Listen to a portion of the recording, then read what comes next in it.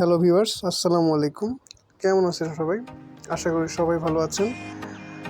তো অনেকেরই প্রয়োজন হয় যে দুইটা ইনস্টাগ্রাম অ্যাকাউন্ট চালানোর, কিন্তু মোবাইল থাকে একটা বা ফোন থাকে একটা। তো একটা ফোনেই কিভাবে দুইটা ইনস্টাগ্রাম অ্যাকাউন্ট চালাতে পারবেন, চলেন সেটা দেখে আসি। আপনারা নিচে দেখেন, আমার কিন্তু এখানে একটা ইনস্টাগ্রাম। তো চলেন 1 মিনিটের মধ্যে কিভাবে দুইটা ইনস্টাগ্রাম এখানে ইনস্টল করতে পারবেন সেটা দেখে আসি।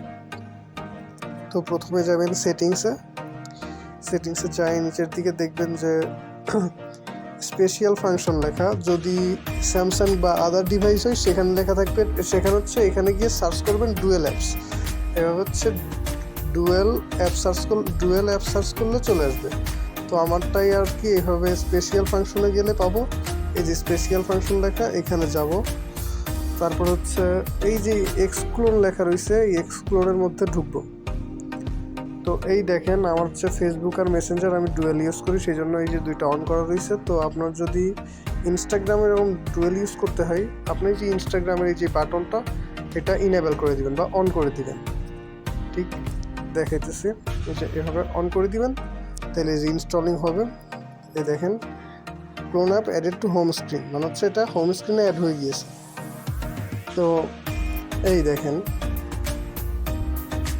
আমার কিন্তু এই যে ইনস্টাগ্রামটা এখানে চলে এসেছে। তো আমি কিন্তু এখানে একটা অ্যাকাউন্ট চালাই, এখানে আমি একটা ইনস্টা চালাই এবং এখানে আমি নতুন করে আরেকটা অ্যাকাউন্ট খুলতে পারবো।